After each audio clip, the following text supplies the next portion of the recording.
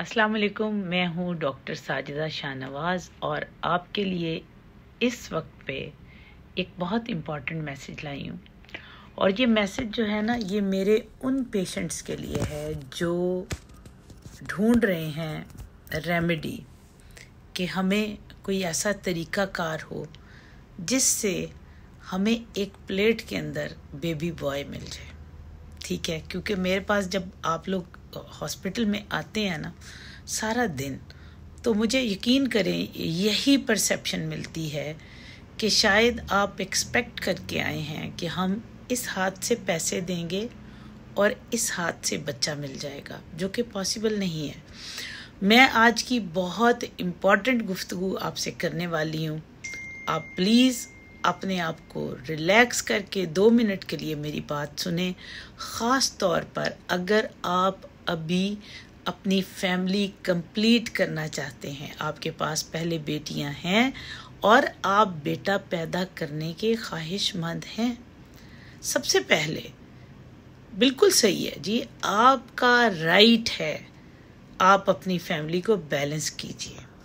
और हमारा फ़र्ज़ है कि बीइंग अ डॉक्टर आपको मैं मेडिकल पॉइंट ऑफ व्यू से बताऊं कि आप कैसे अपने लिए बेबी बॉय को अपने लिए टेलर मेड अप्रोच से साइंटिफिक हेल्प ले सकते हैं अपने लिए।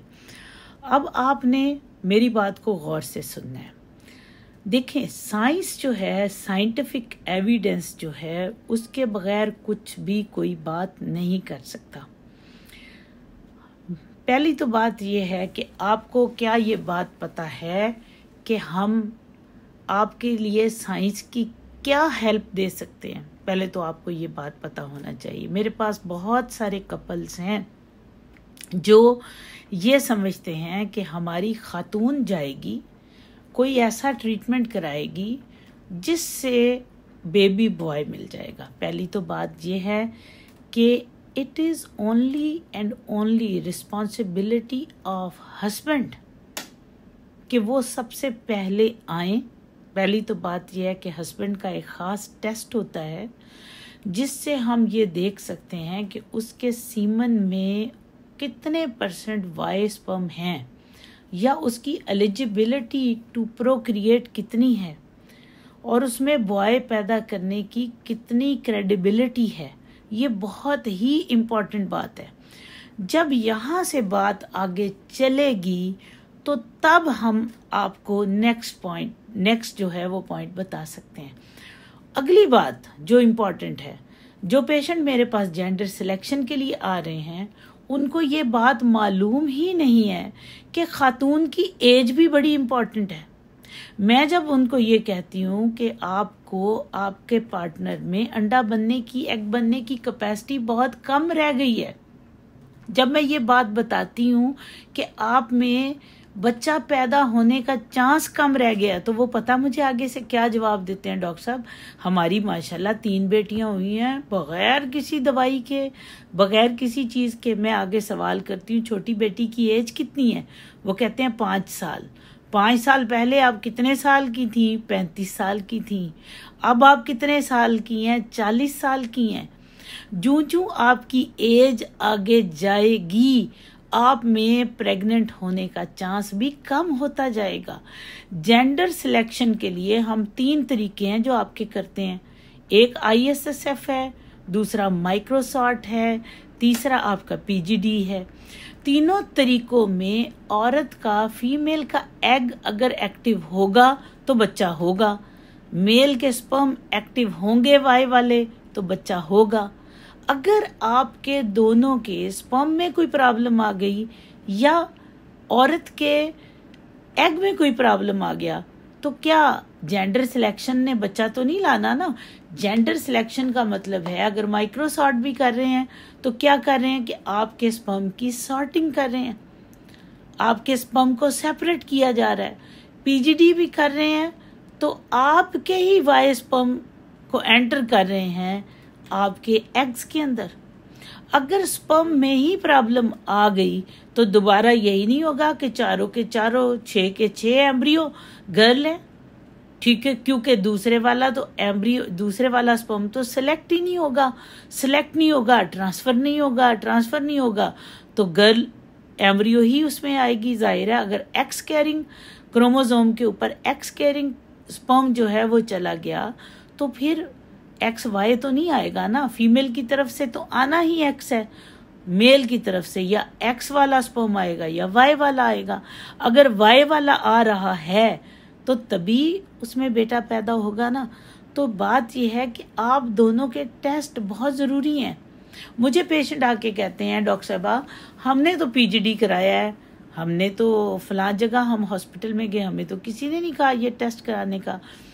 मैं उन्हें कहती हूँ देखें आप पहले ये टेस्ट कराइए ताकि हमें पता चले, ताकि आपका वक्त और पैसा बर्बाद ना हो।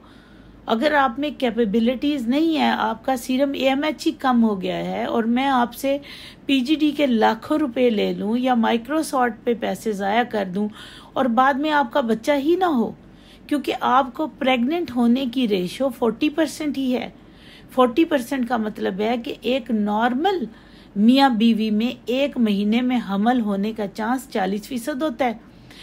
अगर आप प्रेग्नेंट हो गए हैं तो तब आपका चांस है, एक माइक्रोसॉफ्ट में 95, 2 तरीके हम मिलाते हैं, SS एंड माइक्रोसॉफ्ट, 95 इसमें आ गया, ISSF में 95 आ गया और आपके PGD में 99 आ गया। बात यह है कि सारे मेथड में फेलियर तो है ना। फेलियर का मतलब ये नहीं है कि आपका बच्चा ना हो, फेलियर का मतलब है कि आपको ट्रीटमेंट के बावजूद आपका फेलियर आ जाए। और मेडिकल साइंस आपको बता रही है कि फिल्टर में 5% है, दूसरे 2 तरीकों के मिलाप से माइक्रोसॉर्ट एंड स्पर्म सॉर्टिंग उससे तकरीबन 95% है और पीजीडी से 99% है सक्सेस रेट। तो इसका मतलब है 1% फेलियर तो पीजीडी में भी है, 5% फेलियर तो बाकी 2 मेथड में भी है। लेकिन पहले आप 40% की सक्सेस को पूरा करेंगे तो तब आप फेलियर में जाएंगे ना। तो आपने ये चीज़ें सोच के डॉक्टर को मोहलत देनी है, ठीक है, बजाय इसके कि आप ये कहें नहीं डॉक्टर साहब हस्बैंड तो मेरे बाहर बैठे हैं तो मेरा कुछ ऐसा तरीका कर दें कि मेरा बच्चा हो जाए, तो और वो भी बेबी बॉय हो। ऐसा मुमकिन नहीं है। अगर आपके हस्बैंड स्पर्म फ्रीज करा कर गए हैं तो फिर तो पॉसिबिलिटी है, लेकिन अगर वो फ्रीज कराए बगैर चले गए हैं तो वी कांट डू एनीथिंग। ठीक है, आपको मेरी बात समझ आ रही है ना। ये चीज़ें आपने जहन में रखनी है और तब आपने जेंडर सिलेक्शन के लिए आना है। जेंडर सिलेक्शन बिल्कुल पॉसिबल है, अल्लाह की रहमत से पॉसिबल है। हम इसमें 100% साइंटिफिक ग्राउंड के ऊपर आपको गाइड करेंगे, लेकिन ये 100% नहीं है कि 100% आपका बेबी बॉय ही आपको प्लेट में डाल के मिलेगा। ठीक है, this is very very important. इस बात को पहले समझ लीजिए ताकि आपको आने के बाद परेशानी ना हो। ठीक है, बाकी आपको अगर कोई और आपको नॉलेज चाहिए तो आप हमारी वेबसाइट जो है www.ivfpakistan.com, क्या है हमारी वेबसाइट ivfpakistan.com को विजिट कीजिए, आपको सारी इन्फॉर्मेशन मिल जाएगी। मेरा फेसबुक पेज है डॉक्टर साइदा शाहनवाज अहमद, उसको विजिट कीजिए, आपको सारे मेथड्स की डिटेल मिल जाएगी। यूट्यूब पे मैं काफ़ी अरसा जा नहीं सकी, अब आके मैंने इसको दोबारा से एक्टिवेट करने की कोशिश कर रही हूँ, क्योंकि मेरे पेशेंट मुझे बार बार कहते थे कि डॉक्टर साहबा यूट्यूब पे भी आया करें, क्योंकि मैं वो बंदा हूँ कि जैसे ही मुझे कोई बात याद आई मैंने अपना कैमरा फ़ोन उठाया, लाइव हुई और चली गई। ठीक है, तो एनी हाउ आपने ये चीज़ें याद रखनी है। ठीक है, मेरी इन बातों को और इन डिटेल्स को देख लेना है। फ़ोन नंबर भी मैं आपको बता देती हूँ, 0300-413-7949, ये हमारा हेल्पलाइन का नंबर है। दूसरा हेल्पलाइन का नंबर है 3356 ठीक है, ये नंबर है। और सरगोदा के हेल्पलाइन है 0483223312, लाहौर का नंबर है 04235310